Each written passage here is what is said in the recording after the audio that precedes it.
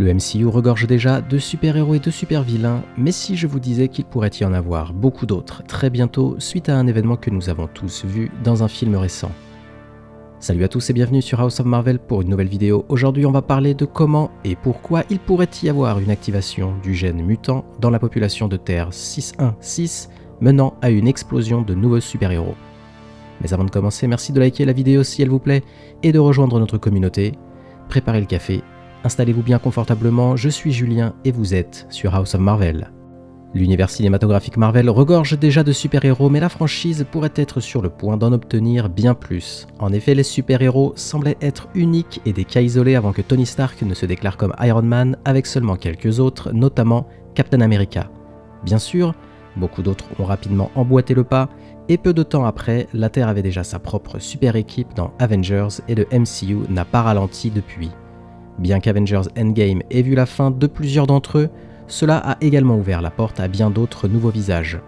La phase 4 du MCU a introduit plusieurs nouveaux super-héros à travers des films et séries et la phase 5 a poursuivi la tendance. Cependant, un cliffhanger de la phase 4 pourrait être à l'origine de l'augmentation drastique de leur nombre et même, peut-être, introduire une équipe de super-héros attendue dans la franchise, les X-Men. Souvenez-vous, Eternals a introduit plusieurs nouveaux personnages dans le MCU et cela s'est également terminé par ce qui devait être un événement qui change le monde. Après avoir découvert qu'une grande partie de leur objectif était de préparer des planètes pour la naissance de nouveaux célestes, les Éternels tentent d'empêcher Ikaris de permettre l'émergence de Tiamut et par conséquent de détruire la planète Terre. Alors que le bien finit par l'emporter, pendant cette émergence, le céleste est transformé en marbre par Cersei, laissé visible de tous. Plusieurs théories sont apparues sur ce céleste.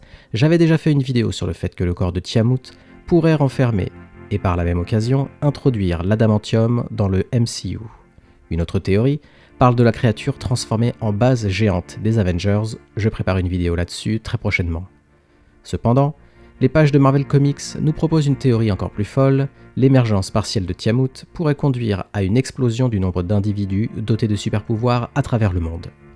En effet, Marvel Comics a récemment rétabli l'origine des super-héros sur Terre et l'histoire est incroyablement similaire à ce qui s'est passé dans Eternals. En résumé, Marvel Comics a révélé qu'un céleste appelé Progenitor est mort sur Terre il y a des milliards d'années.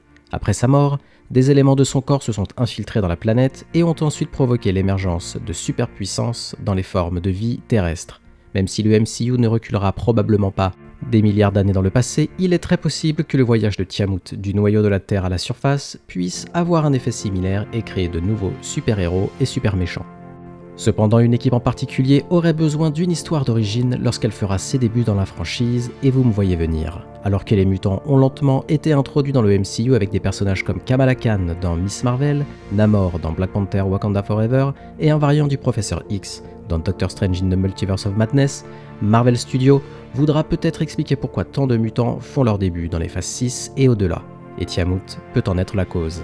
En effet, la matière organique céleste, voyageant à travers la Terre au fur et à mesure que l'être massif grandissait et finissait par émerger, pourrait être, très raisonnablement, une explication des modifications, ou du moins de l'activation de gènes mutants dans l'ADN humain.